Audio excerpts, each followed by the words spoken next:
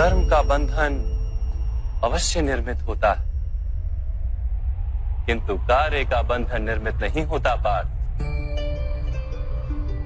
तुम्हें कर्म और कार्य के बीच क्या भेद है, ये जानना आवश्यक है। सभी कर्म कार्य, किंतु सभी कार्य कर्म नहीं। कार्य को कहते हैं कर्म जिसके साथ फल की आशा जुड़ी। मनुष्य जब भी सुख की, संपत्ति, प्रशंसा की आशा रखकर कोई कार्य करता है तो वो उस कार्य के फल से बंध जाता है। जब किसी कर्म को फल की आशा से किया जाए तो उसे सकाम कर्म योग कहते हैं, और जब किसी कर्म को बिना किसी फल की आशा से किया जाए तो उसे निष्काम कर्म योग कहते हैं। इसी कारण से उसे बार बार जन्म लेना पड़ता है। वास्तव में मनुष्य को कोई कर्म नहीं बांधता, उस कर्म से जुड़ी आशाएं उसे बांधती।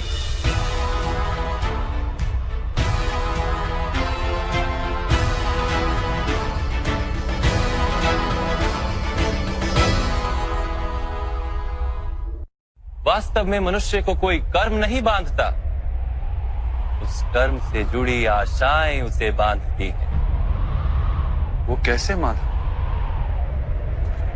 यदि इस युद्ध में तुम्हें विजय होने की आशा है तो पराजित होने पर तुम्हें भीषण दुख होगा, और वो दुख तुमसे कोई अन्य कार्य करवाएगा जिसके लिए तुम्हें दूसरा जन्म लेना पड़ेगा।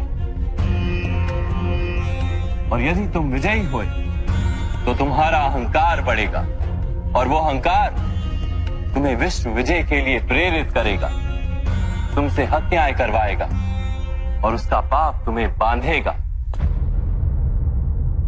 विचार करो, यदि तुम्हें इस युद्ध में ना विजय का मोह और ना पराजय का भय, तो इस युद्ध के अंत में तुम्हें सुख प्राप्त होगा या दुख प्राप्त होगा? ना सुख माधव, ना ही दुख। अर्थात तुम्हारा सुख, दुख, हताशा, निराशा, अहंकार युद्ध के कारण नहीं है। युद्ध के साथ तुमने जो आशाएं बांधी हुई हैं, उसके कारण है। क्या ये सत्य नहीं है पार्थ?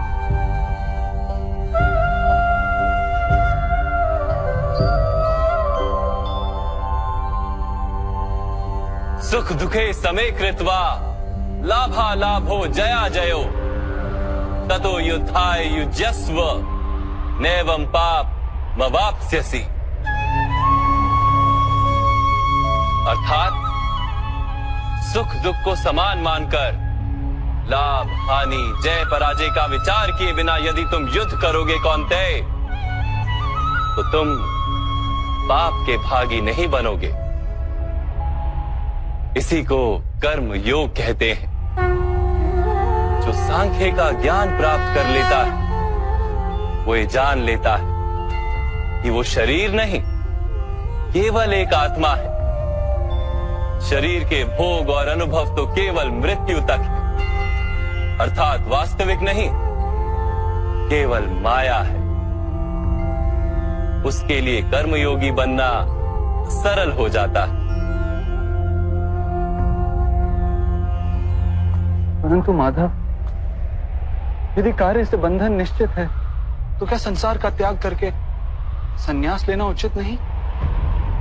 इसी विचार का परिणाम है कि आज ये युद्ध हो रहा है पार्थ।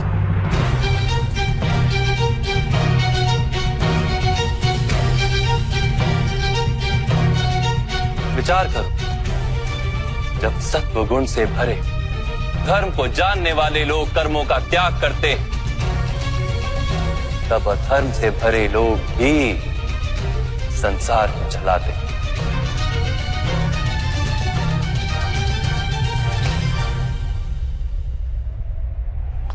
यदि महामहिम ने संसार का त्याग ना किया होता तो आज अधर्म इतना बढ़ता ही नहीं।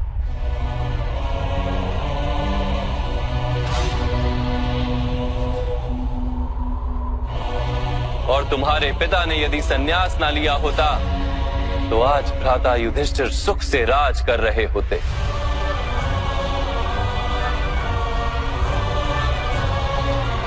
और अपनी प्रजा को न्याय और धर्म का ज्ञान दे रहे होते।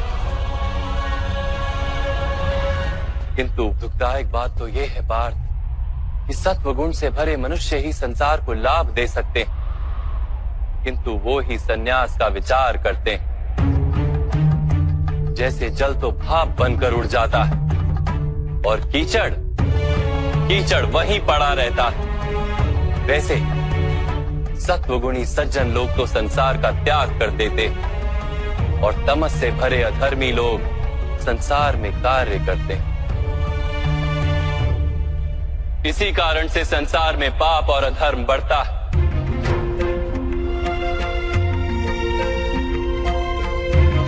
किंतु कर्मयोग इस विचित्र स्थिति से सारे संसार का रक्षण करता है। कर्मयोगी फल की आशा का त्याग करता है, किंतु कर्मों का त्याग नहीं करता। वो इसी संसार में रहता है, सन्यासी की भांति सारे कार्य करता है, किंतु उनमें लिप्त नहीं होता। कर्मयोगी अपनी संतानों से, स्वजनों से, अपनी प्रजा से कोई अपेक्षा या आशा नहीं रखता। स्वयं उसे संन्यास का लाभ होता है, किंतु समाज को संसारी की भांति लाभ देता। मनुष्य अपनी संतानों के सुख के लिए श्रम करता है माधव। अपनी संतान से सुख की अपेक्षा कैसे न रखे? मनुष्य अपनी संतानों के लिए जो भी करता है वो व्यापार है या प्रेम पार? प्रेम माधव। तो फिर अपने कार्यों के प्रति फल की इच्छा क्यों पार? भविष्य का लाभ तो व्यापार में देखा जाता है, प्रेम में नहीं। जो मनुष्य अपनी संतानों का चरित्र निर्माण उचित रूप से करता है, संतानों को प्रेम और धर्म के संस्कार देता है, उसकी संतानें भी मनुष्य को प्रेम और सुरक्षा अवश्य देती। कर्म, स्वजनों के व्यवहार उनके कर्म है पार, और जब उनके कर्मों पर हमारा कोई अधिकार नहीं होता तो उनसे आशाएं और अपेक्षाएं रखने का क्या प्रयोजन? यदि गहन विचार करोगे पार्थ तो शीघ्र ही ये जान लोगे कि जीवन में ऐसा कोई कार्य नहीं है जिसके साथ आशाएं और अपेक्षाएं जोड़ना अनिवार्य हो। जब सृष्टि ही परमात्मा है और मनुष्य स्वयं परमात्मा का अंश है, तो सारे कार्य परमात्मा ही करते हैं, मनुष्य स्वयं कुछ नहीं करता। यही कर्मयोग का मूल सिद्धांत है पार्थ।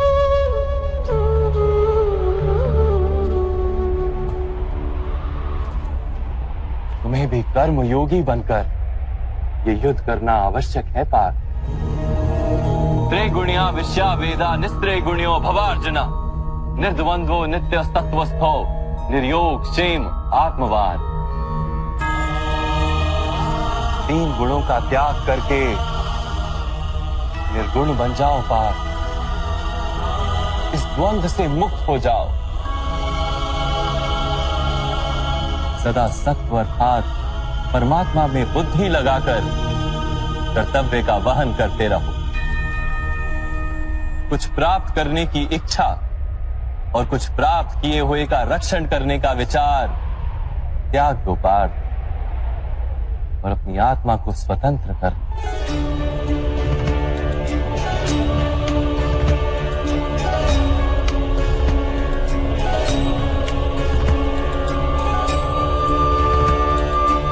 स्मरण रहे पार्थ, कर्मण्यवाधिकारस्ते मा फलेषु कदाचन मा कर्म फल हेतुर्भु मा ते संगोस्त्व कर्मणि। तुम्हारा अधिकार तो केवल कर्म करने का है, फल तो ईश्वर के हाथ में। इसलिए ना कर्म से भागना उचित है और ना ही कर्म के फल की आशा रखना उचित है।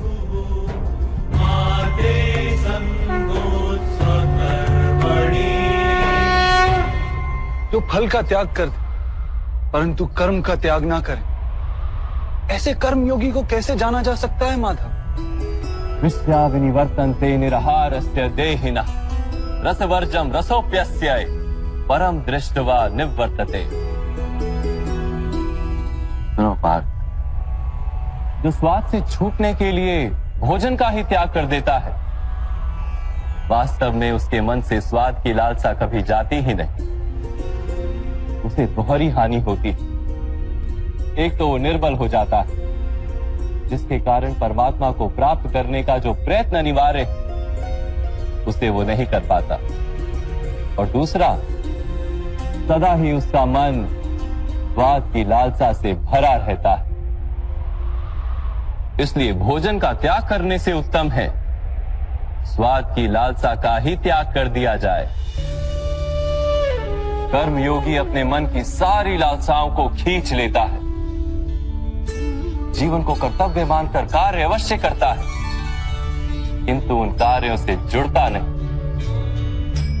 और बात, जो व्यक्ति अपने कार्यों से आशाएं और इच्छा नहीं रखता, उसी के कार्य पूर्ण होते हैं। एक असफलता से दुखी होकर जिसका मन डोलता नहीं, एक सफलता से आनंदित होकर जो स्वयं को सर्वश्रेष्ठ नहीं मानता, ऐसे ही व्यक्ति को कर्म योगी कहते हैं। और ऐसा व्यक्ति जीवन में बार बार सफल होता है।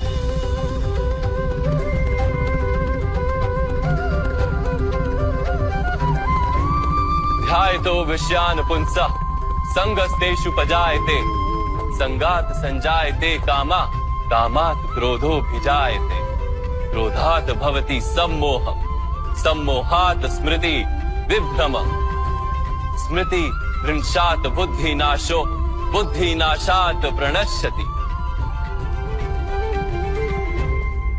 फल की आशा से कामना प्रकट होती है, और कामना का तो स्वभाव है असंतुष्ट रहना। असंतोष से क्रोध उत्पन्न होता है, और क्रोध से मोह जन्मता है।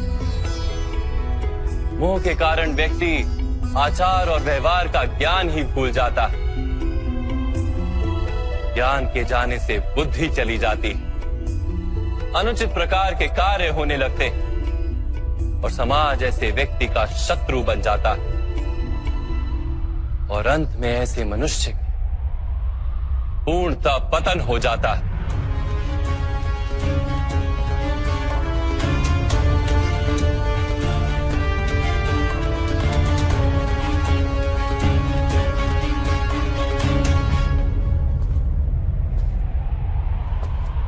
जैसे भ्राता दुर्योधन, उनके सेनापति महामहिम उनके ही शत्रु हैं, और तुम्हें विजय का आशीर्वाद दिया।